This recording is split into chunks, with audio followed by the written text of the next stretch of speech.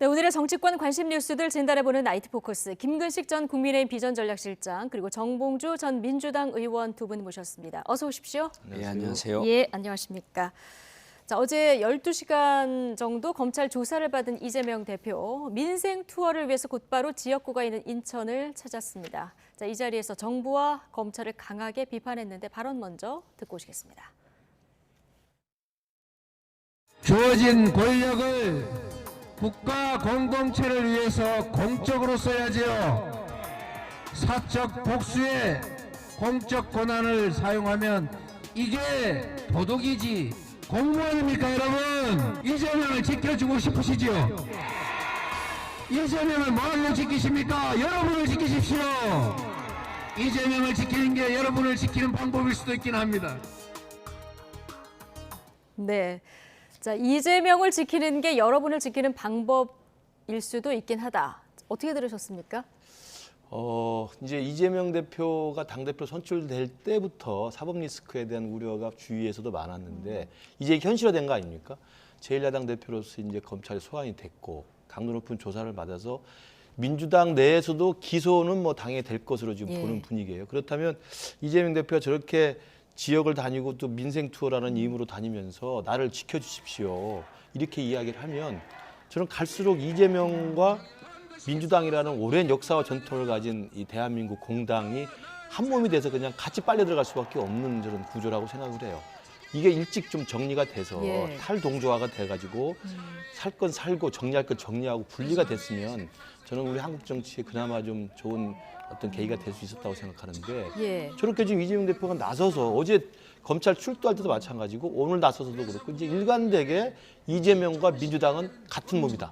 이렇게 이야기하면서 본인의 사법 리스크를 민주당의 공도동망의 길로 같이 지금 끌고 들어가는 형국이어서 저는 굉장히 안타깝다고 생각합니다.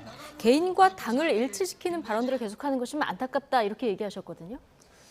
지금 이제 국힘 입장에서는 사법 리스크라고 하는 표현을 쓰고 있고요. 보수 언론에서조차도 이제 사법 리스크라고 하는 표현을 쓰고 있는데 민주당 입장에서는 검찰의 정치 보복이다. 검찰 권력을 이용한 민주당 죽이기, 이재명 죽이기다. 이렇게 규정을 하고 있죠. 네. 물론 양쪽의 견해가 다를 수는 있겠지만 역대급이죠. 이명박 대통령이 2007년에 당선된 다음에 노무현 대통령을 죽음으로 몰고 간 그 사건 이후에 아마 이렇게 정적을 검찰 특수부 검사들 150명 가까운 검찰을 동원해서 이렇게 수사하는 게 이제 역대급이고 또 하나는 이미 이 사건은 2018년도에 시작해서 2021년도에 무혐의로 종결된 사건이에요. 예, 또 검찰은 무혐의로 종결된 건 아니고 불송치한 거다 이렇게 얘기를 하고 있습니다. 그 말장난이죠. 네. 왜 불송치합니까? 경찰에서 무혐의로 결론을 내렸다 이런 얘기를 하는 것 같아요. 그렇죠.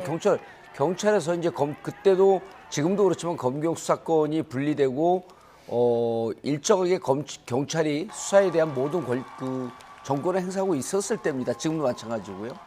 자, 그때 없었던 게 유일하게 지금 검찰이 주장하는 게 이거거든요. 새로운 증거가 나왔다. 진술이 바뀐 겁니다. 네. 진술이 바뀐 걸 갖고 다시 끄집어내 갖고 이게 지금 이제 김근식 교수님께서는 이게 검찰 이재명 대표와 당을 일체한다. 정당은 일체화하는 겁니다. 그리고 이 사건이 보세요. 대장동 수사하다가 그다음 대장동 뇌물로 얘기하다가 선거법으로 얘기하다가 성남 FC로 하다가 지금 인디안 기우제식으로 돌려가면서 이재명 대표가 걸려들 때까지 수사하겠다는 거거든요. 어느 국민이 물론 국힘을 지지하는 분들은 동의하겠지만 이것이 검찰이 야당 죽이기, 야당 대표 탄압이다. 그런데 당신 혼자 가서 조사를 받고 오십시오. 이게 정당입니까? 그래서 제가 보기에는 이재명 대표가 저러는 건 오히려 오늘 보면 민주당이 의총을 하지 않았잖아요. 저는 의총하지 않은 것도 불만인데 사실은 이재명 대표가 좀 부담스러워서 의총을 안 한 겁니다. 근데 의총을 했었어야 돼요. 그리고 이 상황을 보고하고 당은 공식적으로 함께 해야 된다라고 하는 것을 선언했어야 되는데 본인이 좀 미안하고 했는데 검찰 탄압받는 게 뭐가 미안합니까? 그래서 저는 지금 이재명 대표의 저 발언도 사실은 수위가 제가 원하는 바에 따르면 수위가 그렇게 높지 않다. 이 발언도 수위가 높지 약하다. 않습니다. 민주당에서 보기에는 검찰의 정치 보복이라는 측면이 강하기 때문에 당이 함께 대응하는 것이 맞다 이런 의견이신데요. 발언을 길게 하셨기 때문에 한번 기회 부탁드리겠습니다. 맞습니다. 그러니까 네. 지금 정봉주 의원이 말씀하신 저 입장이 일단 민주당의 전반적인 대세로 형성된 것 같아요. 그런데 저는 민주당 내에서 다른 의견은 분명히 있을 거라고 보고요. 네. 그 인디안 기후제식으로 이것저것 다 돌려막기 하다가 하나 걸릴 때까지 한다는 건데요. 저는 그 말씀에 동의 못하는 게 전혀 다른 측면에서 보면 너무나 많은 다양한 사법적 의혹들을 받고 있는 거예요. 그러니까 그 중에 하나 걸려라고 해서 인디안 기후제 하는 식으로 이렇게 돌려막기 하는 게 아니라 부인 문제 있죠, 아들 문제 있죠, 대장동 있죠, 유래동 신대신 있죠, 백현동 있죠. 그다음에 이번에 공직선거법 위반으로 재판이 진행 중이죠. 지금 새로 나온 성남 FC 있죠. 이런 수많은 의혹들이 너무나 백화점식으로 있기 때문에 검찰에서는 계속 수사를 할 수밖에 없고 소환을 할 수밖에 없는 걸 국민들이 압니다. 그래서 저는 이걸 야당 대표에 대한 정적 제거, 정치 탄압이라고 이야기하는 것에 과연 국민들이 얼마나 동의할지 모르겠는데 제가 어제 단적으로 하나 예를 들 수 있는 게 어제 출두하면서 DJ 이야기를 했잖아요. 예. 김대중 전 대통령이 이 신군부 세력에 의해서 내란 음모죄로, 내란 선동죄로 조작이 돼가지고 탄압을 받았다. 아니 본인의 지금 사법 리스크라는 게 대장동 뇌물, 그다음에 지금 성남 FC 제3자 뇌물 이런 등등의 개인 비리 뇌물 혐의에 대한 걸 김대중 전 대통령이 신군부의 반민주 세력에 의해서 민주화 인사로서 탄압받아서 사형 선고 받은 거랑 비교한다는 걸 누가 납득을 하겠습니까? 예. 저는 그런 측면에서 좀 민주당이나 또는 이재명 대표나 지금의 본인의 사법적인 의혹과 이 혐의에 대해서 너무 민주당을 깊숙이 끌고 들어가는 것. 그리고 거기에 민주당이 아무 말 없이 빨려 들어가는 것. 네. 저는 민주당 내에서도 우리 정봉주 의원님 같은 분이 살아있는 목소리를 내주셔야 된다고 생각합니다. 살아있는 목소리를 내줘야 된다. 네, 더 세게 발언을 해야 된다 이렇게 말씀을 하셨는데요. 어쨌든 어제 이재명 대표 조사 끝나고 나오면서 답정 기소다 이런 얘기를 또 했습니다. 정말 검찰이 기소를 하게 되면 민주당에서는 어떻게 대응할 예정이시죠? 저는 이제 막상 들어와서 조사를 받아보면 네, 검찰의 기류를 어느 정도 읽을 수 있습니다. 이제 민주당 내에서 제가 검찰 조사를 가장 많이 받은 사람 중에 하나인데 답을 정해놓고 기소했 전 이제 사실 이재명 대표의 저 발언에 좀 불만이 있습니다. 뭐냐면 설사 그렇게 느꼈다고 할지라도 기소할 수 없도 기소한다라고 하는 것은 정치 보복이라고 하는 것을 다시 한번 말해줬으면 하는데 검찰이 탄압하는 것을 마치 수긍하는 듯한 발언이었어요. 그래서 전 저렇게 되면 안 되는 거라고 보고 그다음에 검찰이 다른 선택지가 없을 거예요. 예. 기소할 겁니다. 기소하는 것은 이제 아까 김근식 교수님 말씀, 그리고 이제 저는 대장동 특검 얘기를 많은 분들이 얘기하는데 예를 들어서요. 저는 검찰의 수사가 선택적 정의고 내로남불식 수사를 하고 있는데 딱 하나만 지적을 하면 저는 50억 클럽에 대해서 수사를 좀 했으면 좋겠어요. 그것만 검찰이 같이 했으면 우리가 이렇게까지 검찰 탄압이라고 얘기하지 않습니다. 검찰이 명백하게 뇌물을 받았다라고 하고 실질적으로 곽상도 의원은 구속 수사를 했잖아요. 그런데 나머지 박영수 특검이라든지 최재경 검사라든지 권순일 대법관이라든지 이런 분들에 대해서는 손을 안 대고 있단 말입니다. 이걸 아까 이제 국민 말씀하셨는데 어느 국민이 수긍을 할까요? 예, 명백히 뇌물의 흔적은 나온 것은 하지 않고 이렇게 봐도 저렇게 봐도 이재명 대표에 대해서 지금 사법 리스크라고 계속 말씀하시는데 명백한 거는요. 어느 걸 두들겨 패도 어느 걸 수사를 해도 이재명 대표에게 돈 흘러 들어갔다라고 하는 것은 단 일원도 찾아내지 못하고 있습니다. 없는 거거든요. 그래서 제가 보기에는 실질적으로 여기서 기소를 몰아붙이게 되면 저는 민주당의 대응은 예, 이것은 야권에 대한 명백한 탄압이기 때문에 이제는 대의기관으로서의 민주당이 의회에서 역할이 부정이 되는 겁니다. 저는 거리로 나와야 된다고 봐요. 그래서 네. 장애투쟁을 통해서 과거에 박근혜 대통령이 사립학교법 개정을 한 것 같고 약 한 150일 가까이 장애투쟁을 했거든요. 네. 민주당이 지금 장애투쟁을 하라고 윤석열 정권이 밀어내고 있다. 이렇게 보입니다. 네, 수사 형평성 얘기를 해주셨고요. 만약에 기소하게 되면은 장외투쟁까지 해야 된다 이렇게 말씀하셨는데 저희가 진도를 좀 나가야 되기 때문에 제가 조금만 좀 말씀을 드릴게요. 50억 클럽 이야기 좋습니다. 저는 검찰이 수사해야 된다고 봅니다. 그리고 곽상도는 이미 말씀하신 것처럼 구속 수사된 적도 있고 지금 재판이 진행 중이고요. 그러나 50억 클럽에 대한 형평성 문제를 제기한다고 해서 이재명 대표에게 씌워져 있는 비리, 불법, 뇌물 혐의가 면제되는 건 아니에요. 그러니까 저는 민주당에서 형평성 이야기를 할 때 제가 가장 답답한 게 제가 매번 애를 듭니다만 네. 정봉주 의원님하고 저하고 신호를 위반해서 무단횡단을 했습니다. 경찰한테 저만 잡혔어요. 제가 벌금 딱지를 물고 정봉주는 벌금을 안 물고 지나갔어요. 그럼 제가 왜 저분은 벌금을 물지 않게 하느냐라고 하면서 제가 벌금을 안 내는 게 말이 됩니까? 그건 말이 안 되는 논리예요. 그러니까 형평성을 주장할 수는 있으나 형평성 때문에 이재명의 죄가 없다고 주장하는 것은 국민들이 절대 납득 못한다는 말씀드리고요. 장애투쟁 말씀하셨는데 저는 정봉주 의원님 그렇게까지 강력한 생각을 하고 계신지 몰랐는데 지금 만약에 이재명 대표에 씌워져 있는 사법적인 이 비리 혐의를 가지고 장애투쟁한다? 저는 국민들한테 외면당할 거라고 생각합니다. 그러면 노웅래 의원 이번에 체포동의안 부결됐습니다만 노웅래 의원이 그럼 그 뇌물 3천만 원, 6천만 원 받은 거 가지고 체포동의안 부결됐으니까 억울하다. 이것도 야당 탄압이다 해서 거리로 나가면 국민들이 지지해 줄까요? 저는 사건이 전혀 다른 거라고 생각합니다. YS가 79년에 제명될 때하고 DJ가 사형 선고 받을 때 그건 야당 탄압이 됩니다. 그러나 이게 무슨 어떻게 야당 탄압입니까? 자, 그 말씀을 하셨으니까요. 제가 비유가 적절치가 않아요. 그러니까 예를 들어서 김근식 교수님이 거리를 무단횡단하고 나도 무단횡단을 네. 했다. 그거는 그럼 왜 정봉주는 조사하지 않고 나만 그 잡아 벌금 매기냐? 요렇게 지금 얘기하면 국민들이 보기에는 이게 맞는 얘기인 것처럼 들리지만 맞는 이야기죠. 아니죠. 이재명 대표는요.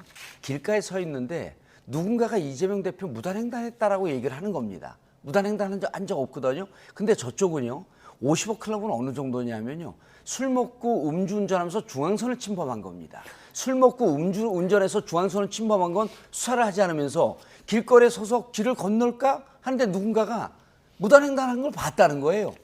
이거는 온갖 경찰력을 동원해서 다 서 있는 사람을 너 무단횡단했지? 봤대잖아 사람들이. 네. 이러고 조사를 하면서 예. 술 먹고 음주운전에 중앙선을 침범하면서 네. 난폭운전하고 있는 것은 저건 우리 검찰 식구니까 예. 이런 상황 정도로 완전히 네. 어긋난 그 비유가 되지 않는 이런 상황에 대해서는 검찰이 손을 놓고 있는 상황에 대해서 답답하다는 겁니다. 비유가 잘못됐다고 하시는데요. 아니 뭐 국민들이 판단할 거 시청자들이 예. 판단할 거라고 보고요. 그러니까 이재명 대표 대장동 게이트가 정진상, 김용이라는 최측근에까지 구속돼서 지금 기소가 돼 있잖아요. 그분들이 입을 닫고 있어서 지금 네. 그 증거라든지 자료가 지금 검찰이 확보하지 못하고 있다는 것이지 저는 언젠간 드러날 거라고 생각을 합니다. 그러니까 이 부분에 대해서는 혐의가 너무 많기 때문에 혐의 중에 어떤 것들도 다 검찰이 수사해서 결국 기소를 할 텐데 기소해서 대법의 유죄 판결이 확정될 때까지도 저는 이재명 대표가 예. 민주당과 같이 이렇게 수령으로 빠질 거고 거기에 정봉주 의원님 같은 분이 거기서 같이 강경투쟁을 하자고 하면 저는 민주당의 미래는 없다 이렇게 말씀을 다시 한번 드려요. 예. 어제 수사 얘기 조금만 해보겠습니다.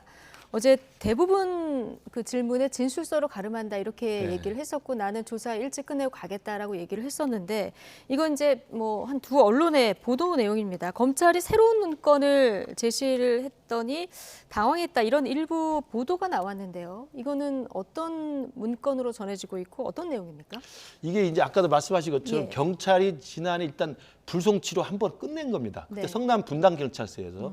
그랬다가 검찰이 다시 재수사를 해가지고 새로운 증거가 나타나서 네. 이 사건이 이렇게 기소가 될 걸로 좀 보이는데 그 새로운 사실이 지금 말씀하신 것처럼 경찰은 불송치로 끝냈던 수사가 미진했던 게 뭐냐면 두산건설이 성남시에 직접 보낸 공문이 확보가 된 것이고 네. 어제 지금 일부 보도에 따르면은 네이버에서도 정진상 실장이 요구했던 내용들에 대해서 문서로 정리한 것들이 증거 문서로 나온 거예요. 그걸 그러니까 이재명 대표한테 정진상 실장을 만난 후에 성남시 요구안을 요구, 정리한 그렇죠. 기업들이 정리한 문건. 그걸 네이버가 갖고 있었고 또 두산도 갖고 있었다는 거 예. 아니겠습니까? 그걸 검찰이 지금 이재명 대표 딱 들이대니까 뭐 이건 언론 보도입니다만 예. 이재명 대표도 이런 게 있었나 나도 몰랐습니다 이렇게 된 거 아니에요. 그러니까 네. 저는 검찰이 상당히 많은 유력한 증거를 가지고 있다고 생각합니다. 그러나 이제 피의자로서 이재명 대표 불렀고 이재명 대표가 진술을 거의 거부하고 있고 서면 진술을 제출했기 때문에 검찰이 갖고 있는 카드를 다 까지 않습니다. 예. 그중에 일부만 어제 보여준 거라고 생각을 해요. 그래서 아마 이재명 대표도 12시간 받으면서 본인 스스로 느낄 거예요. 이거 간단치 않게 내가 기소가 되겠구나 생각을 네. 할 거고 그 이후의 행보에 대해서는 그래서 저는 인천에 가시고 또 많은 지지자들이 있는 데서 저를 도와주시고 여러분이 나를 지켜줘야 여러분을 지키는 겁니다라고 이야기하는 건 네. 동조화 현상을 하면서 민주당 지지자들과 자기를 같이 엮으려고 하는 정치적 의도라고 생각합니다. 네, 이게 새로운 증거인지 유의미한 증거가 또 있는지 이건 좀 지켜봐야 되겠습니다만 어쨌든 민주당은 그런데 어제 이 검찰 조사 과정에서 있었던 일을 어떻게 이렇게 아느냐 이 부분에 대해서 오늘 문제를 강하게 제기했더라고요. 지금 이제 그 앵커님께서도 말씀하셨는데 지금 앵커님께서 말씀하신 거 그다음에 김근식 교수께서 말씀하신 거 이거가 언론에 나왔어요. 네. 언론에 어떻게 나왔죠? 누가 줬을까 이 자료를? 그러니까 오늘 민주당에서 비밀 누설 혐의로 고발까지 하겠다 이런. 아니 그러니까 비밀 누설 혐의와 피의사실 공표 다 해당하는 거죠. 예. 그런데 검찰이요. 이런 불법적 만약 검찰이 흘렸다고 한다면 검찰이 흘리지 않고서 이 보도가 어떻게 나옵니까? 그것도 조선과 동아 보수 언론이고 본인들에게 유리하게 써줄 것 같은 데서만 보도가 나옵니다. 그래서 지금 두 분이 이렇게 얘기하는 것조차도 사실은 확인된 바가 없는 거예요. 그리고 예. 검찰이 왜 이걸 수사를 받고 나오자마자 왜 본인들한테 유리한 방향으로 이걸 흘렸을까요? 검찰이 마녀사냥과 여론재판을 하기 위해서 작전을 구사하고 있는 거죠. 검찰의 행태는 제가 제일 잘 압니다. 예를 들어갖고 이재명 대표를 진짜 기소하고 구속영장을 칠 정도로 불법적 요소를 찾았다라고 한다면은 이게 재판에 들어가서 본인들에게 유리하게끔 하기 위해서 이런 거 공표하지 않죠. 그래서 제가 보기에는 실질적으로 검찰이 흘렸다고 한다면 예. 불법적 행위를 한 거고요. 이런 거를 갖고 오히려 우리는 이 자리에서 검찰의 이런 불법적 행태를 비판하는 게 맞지 아무도 확인 못했습니다. 예. 이재명 저희도 이제 인용 보도를 한 거고요. 아니 인용 보도를 했는데 네. 언론도 그럼 누구 발이라고 하는 것도 없어요. 그럼 이 사실이 진짜 뉴스인지 네. 가짜 뉴스인지 언론이 흘렸다고 한다면 오히려 국민들은 언론이 이런 피의사실 공표 비밀 예. 공무상 비밀 누설한 혐의에 대해서 비판을 해야 되는 거죠. 그래서 저는 기사 보도 나온 걸 보고 아 이분들이 함께 합작품으로 작전을 짜고 있구나. 그 작전을 짜는 것은 검찰이 무언가 본인들 자신감이 없다라고 하는 것을 노출시키는 반증이다. 이렇게밖에 볼 수가 없는 겁니다. 그 피의사실 공표나 이제 공무상 비밀 누설로 고발하겠다고 하는 것을 인정할 수도 있을 것 같아요. 왜냐하면 예. 만약에 그게 그 피의자의 인권이라든지 수사 진행 중인 사항에 대해서 발표하지 못하게 돼 있기 때문에 어겼다고 치더라도요. 그 공무상 비밀이라고 민주당이 말하는 순간 그 비밀이 사실이라는 걸 인정하는 거잖아요. 그러니까 아니죠. 그 증거가 있느냐 없느냐가 더 본질적인 것이지 그 이른바 검찰이 이재명 대표한테 내밀었다는 그 문서 있지 않습니까? 예. 그 문서가 실제로 존재하느냐 존재하지 않느냐가 더 중요한 본질적인 문제지 이것을 존재하고 있는 자료를 누가 유출했느냐의 문제는 부차적인 문제라는 거예요. 그러니까 부차적인 문제를 제기할 수 있어요. 제기할 수 있지만 부차적인 문제를 제기했다고 해서 있는 명백한 자료가 그게 있다고 한다면 그것으로 인해서 이재명 대표의 범죄 혐의는 더 입증이 쉽게 된다는 거죠. 아니 그러니까요. 네, 지금 구분해서 봐야 된다는 검찰이 거죠. 검찰과 언론이 이게 한 게 지금 김근식 교수님 같은 분들이 그런 논리를 펼 것이다라고 하는 것이 예측이 되기 때문에 한 겁니다. 그러니까 공무상 비밀 누설이라고 한다면은 비밀 누설인데 그게 사실이네? 이렇게 논리 펴기가 편하잖아요. 아무도 확인된 게 없습니다. 그리고 아까 이제 이 검찰 수사나 경찰 수사를 들여다보지 않았기 때문에 이것이 새로운 증거인지 경찰에게 미리 있었다라고 하는 것을 그때는 이런 것까지도 다 점검을 했는데 혐의 사실 그리고 불송치는요. 혐의 사실이 없기 때문에 불송치라는 겁니다. 있는데 불송치하는 경우는 네. 없거든요. 그래서 불송치라고 하는 것은 말장난이고 혐의 없음으로 종결이 된 사건이에요. 근데 이게 그때 사건 새로운 자료인지 검찰이 새로운 자료라고 낸 거거든요. 네. 이재명 대표를 조사하면서 굴복을 못 시킨 거죠. 그래서 제가 보기에는 검찰이 이렇게 장난치는 거에 대해서 국민들이 여기에 놀아나갖고 마녀사냥과 여론재판하는데 같이 묻어간다. 그리고 노출시켰으니까 우리가 기밀 누설로 아니 조선과 동아가 그걸 보도를 했습니다. 그럼 누가 줬을까요? 검찰밖에 없어요. 검찰이 진실을 줬는지 가짜를 줬는지 확인했습니까? 안 됐잖아요. 그래서 제가 보기에는 이러한 행태에 대해서 우리가 더 분노하는 것이 맞는 거지. 이 내용은요. 결국 구속영장을 치든 기소를 하든 재판에서 나오게 돼 있습니다. 예. 그래서 이런 부분에 대해서 비판의 목소리를 내지 않는다라고 하는 것은 언론도 아니고 이건 그 올바른 지성의 자세가 아니에요. 그러니까 지금 조봉조 말씀하신 게 저는 격가지라는 거예요. 그러니까 피의사실 공표나 공무상 비밀 누설을 문제 제기할 수 있다. 그리고 아까 말씀하신 50억 클럽에 대해서 형평성을 가지고 수사해라.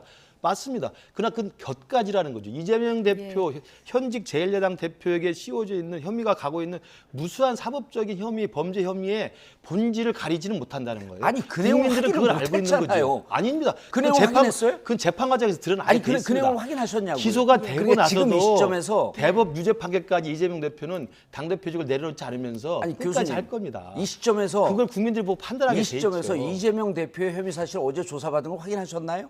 위험한 발언이에요. 아니죠. 검찰은 그러면 아무 근거도 없이 그러면 피의자로 소환해가지고 수사를 하고 자료를 내고 기소를 하겠다고 하겠습니까? 근데 검찰이 그걸 왜 노출하죠? 검찰이 기소하는 게 아니, 그럼 그거 억지로 검찰이 기소하는 아니, 경우가 검찰이 있습니까? 왜 억지로 기소한 거죠? 억지로 기소해 저도 4년 재판 받고 무죄 나온 사람입니다. 억지로 기소한 게 그런 부지기수예요. 경우는 정봉주 의원의 경우고 아니 그게 아니고 검찰은요. 네.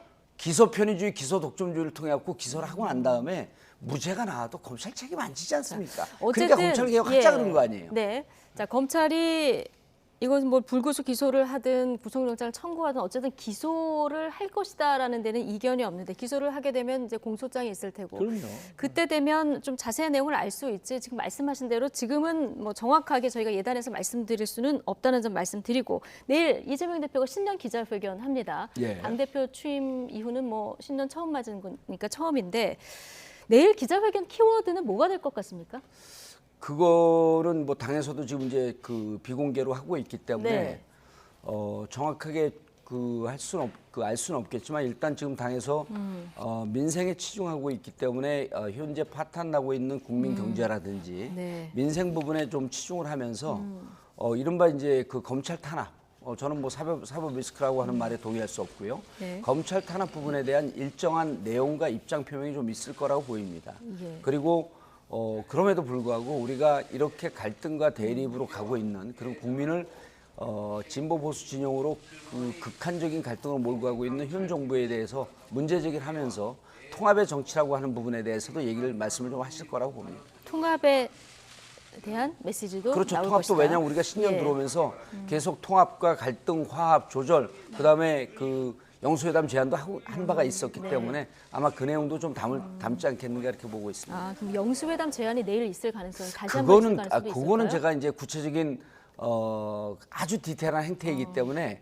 그 부분에 대해서는 자신할 수 없지만 어쨌든 이전에 한번 제안한 적이 있고 예. 이런 갈등을 봉합하고 갈등을 좀 치유해야 될 정치권에서 먼저 앞장서서 갈등을 만드는 상황에 대한 뭐 좀 문제제기는 있지 않을까 이렇게 보고 있습니다. 통합이란 키워드가 들어갈 것 같다. 그럴 거로 것 봅니다. 같다. 이렇게 얘기해 주셨는데 자 그런데 지금 검찰 수사가 좀 성남 FC 건만 아니고 줄줄이 진행되고 있는 상황이라서 예. 검찰 수사가 계속 진행되는 그 수사 속보들이 나오고 또 재판이 열리고 이렇게 되면은 이재명 대표가 뭐 민생을 주장하고 뭐 이게 통합 메시지를 낸다고 해도 이게 계속해서 방탄 블랙홀이 되는 거 아니야 이런 우려도 나와요. 이 부분에 대한 시각은 어떻습니까?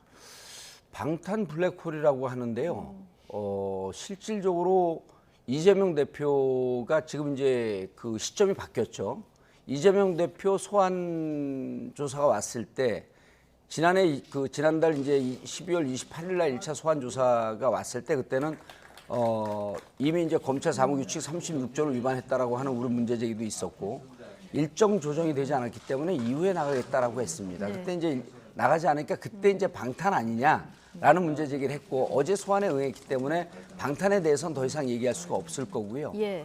그리고 이제 그 검찰이 저는 아무리 무리하게 이렇게 밀어붙인다고 하더라도 구속영장 청구는 쉽지 않을 거라고 쉽지 않을 봐요. 거다. 그리고 예. 뭐 본인들이 뭐 기소 편의주의라고 하니까 기소를 하게 되면 이제 저는 기소에 대해서 무척 부정적인 견해지만 기소하고 그러게 되면 법적 대응을 하는 거지 뭘 방탄합니까? 뭘 막을 수 있는 거죠? 검찰 구속영장을 치면 이제 그때는 상황이 좀 달라집니다. 그럼 이제 극한적으로 극한 싸움을 하자고 그렇게 던지는 거기 때문에 그때 이제 우리가 대응을 해야 되겠지만 지금은 예. 방탄이라고 하는 표현을 쓰는 것이 적절치 않다. 네. 이렇게 말씀을 드릴 수 있습니다. 알겠습니다. 자, 어제 김성태 전 쌍방울 그룹 회장이 태국에서 네. 체포가 됐다. 자, 이런 소식이 전해졌는데 공교롭게도 이재명 대표가 조사를 받는 그 마지막 시간쯤에 저희가 속보로 전해드렸었거든요. 이재명 대표 변호사비 대납 의혹과도 좀 관련이 있기 때문에 좀 주목이 됩니다. 쌍방울그룹 그 전 회장 김성태 회장 같은 경우 이제 굉장히 많은 혐의를 받고 있어요. 그러니까 배임 배임 횡령이 횡령 뿐만 아니라 예. 이제 뭐 증거인멸부터 시작해서 뭐 엄청나게 많은 혐의를 갖고 있어서 아마 송환된 다음에는 그 검찰의 이제 수사가 시작되면 줄기 뭐 고구마 줄기처럼 뭐가 나올 가능성이 크다는 게 네. 이제 일반적인 관측이고요. 그 중에 하나가 지금 말씀하신 당시에 이재명 당시 경남도지사의 선거법 위반 예. 재판에 대해서 변호사비를 전환사채를 발행해서 해준 게 아니냐라는 이게 친형 강제 입원 그렇습니다. 관련 네. 발언이고 네. 이재명 대표 정치적 생명이 이제 그렇죠. 천당과 지옥을 오간 그 재판이죠. 1심에서는 무죄였다가 2심에서는 당선 무효형의 유죄가 났다가 네. 대법원에서 네. 다시 무죄로 된 거거든요. 굉장히 이례적인 번복이 있었는데 그 과정에서 이 쌍방울이 그 변호사비를 대신 내줬다는 의혹이 제기되고 있어서 저는 이분이 이제 태국에서 잡혔다고 하면 송환되는 절차가 또 남아 있습니다. 이게 또 그냥 무조건 데려올 수 있는 예. 상황은 아니라고 하니까 뭐 시일이 얼마 걸릴지 모르겠습니다만 다시 송환이 된다고 한다면 전반적인 쌍방울 그룹에 대한 다양한 범죄 혐의에 대해서 수사가 본격화될 것이고 그 과정에서 이재명 대표 또는 이화영 부지사도 지금 구속 기소가 되는 상태 아닙니까? 대북 송금 관련해서요. 맞습니다. 그래서 예. 그 아태협회나 이화영 부지사 같은 경우 또 이 김성태 쌍방울 회장과의 관련 속에서 대북 송금 예. 의혹 등 다양한 또 혐의를 받고 기소가 돼 있기 때문에 그런 전반적인 것들이 또 이재명 대표에게 어떻게 연관이 될지 지켜봐야 될 것 같습니다. 네, 김성태 전 회장의 체포 어떻게 보고 계십니까? 범죄 혐의가 있으면 체포를 해야죠. 그리고 어제 봤더니 상당히 수월하게 체포를 한 것 같아요. 예. 그 수월하게 체포할 수 있는 걸 지금까지 왜 시간을 끌었나 하는 이제 이러한 의혹이 드는데 저는 김성태 회장이 어제 체포된 것과 이재명 대표가 조사받는 날 그것을 터뜨렸다. 많은 분들이 이제 거기에 대해서 좀 석연찮은 의혹을 제시하는데 그런 것까지 제가 뭐 음모론으로 얘기할 생각은 없고요. 지금 이제 김근식 교수께서 여러 말씀을 하셨는데 사건이 뒤죽박죽 좀 섞여 있습니다. 제가 좀 정리 말씀을 드리면 변호사비 대납 사건은 김성태 회장이 없어도 수사가 됩니다. 이미 수사 거의 종결됐습니다. 제가 이제 어제 그분을 보고 밤 늦은 시간에 그거로 인해서 조사를 받았던 변호사하고 통화를 했어요. 예. 그분이 한 3차례, 4차례 정도 압수수색을 받았고요. 김성태 회장이 중간에 브리치로 있지만 실질적으로 돈이 오간 흔적을 찾을 수 있기 때문에 예. 변호사비 대납 사건은 수사가 거의 종결된 걸로 알고 있습니다. 그다음에 이화영 평화부지사는 본인이 정치자금과 뇌물로 구속이 됐습니다. 그럼 지금 쌍방울 김성태 회장은요. 회사에서 배임 횡령 건은 개인적인 비리일 것이고요. 그다음에 이제 경기도와 연관되어 있는 건 대북 송금 문제입니다. 예. 이 부분은 이것을 행정적 차원에서 정치 행정적 차원으로 볼 것인지 아니면 이것이 불법적인 요소가 있는지 하는 것은 김성태 회장의 와이지 조사가 됩니다. 예. 나머지 건들은요. 변호사비 대납은 김성태 회장이 없어도 수사가 될 수 있는 건이에요. 수사가 이미 끝났다는 네. 겁니다. 그래서 김성태 회장의 비리를 통해서 그분 체포한 거는 박수를 칠 일이지만 예. 이것을 이재명 대표나 연관시켜서 보는 것은 전체적인 사건을 제대로 팔로우하고 하지 못하고 제대로 파악하지 못하고 있다라고 하는 말씀을 좀 드리고 싶습니다. 알겠습니다.